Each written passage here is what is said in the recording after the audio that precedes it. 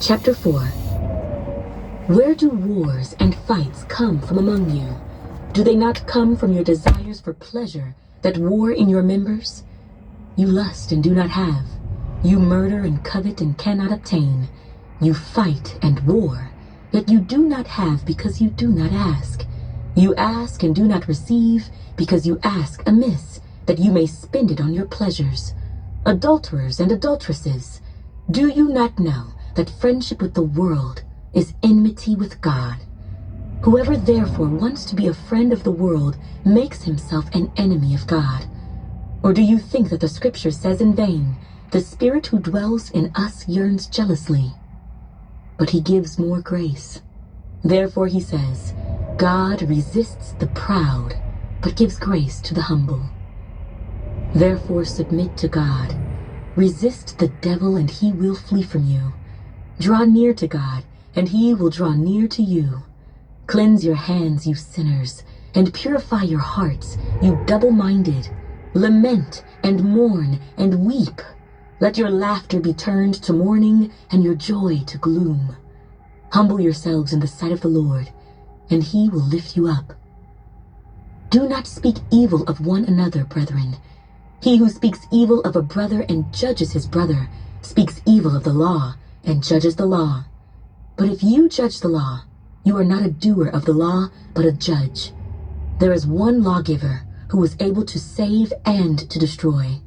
Who are you to judge another? Come now, you who say, today or tomorrow we will go to such and such a city, spend a year there, buy and sell, and make a profit, whereas you do not know what will happen tomorrow. For what is your life? It is even a vapor that appears for a little time and then vanishes away. Instead, you ought to say, if the Lord wills, we shall live and do this or that. But now you boast in your arrogance. All such boasting is evil. Therefore, to him who knows to do good and does not do it, to him it is sin. James, chapter 5. Come now, you rich, weep and howl for your miseries that are coming upon you. Your riches are corrupted, and your garments are moth-eaten. Your gold and silver are corroded, and their corrosion will be a witness against you, and will eat your flesh like fire. You have heaped up treasure in the last days. Indeed, the wages of the laborers who mowed your fields, which you kept back by fraud, cry out, and the cries of the reapers have reached the ears of the Lord of Sabaoth. You have lived on the earth in pleasure and luxury. You have fattened your heart as in a day of slaughter. You have condemned, you have murdered the just. He does not resist you. Therefore be patient, brethren, until the coming of the Lord.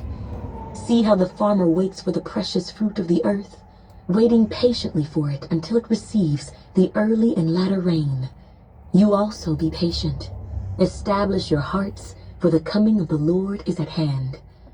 Do not grumble against one another, brethren, lest you be condemned. Behold, the judge is standing at the door.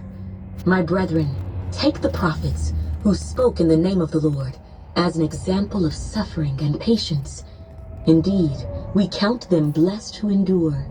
You have heard of the perseverance of Job, and seen the end intended by the Lord, that the Lord is very compassionate and merciful. But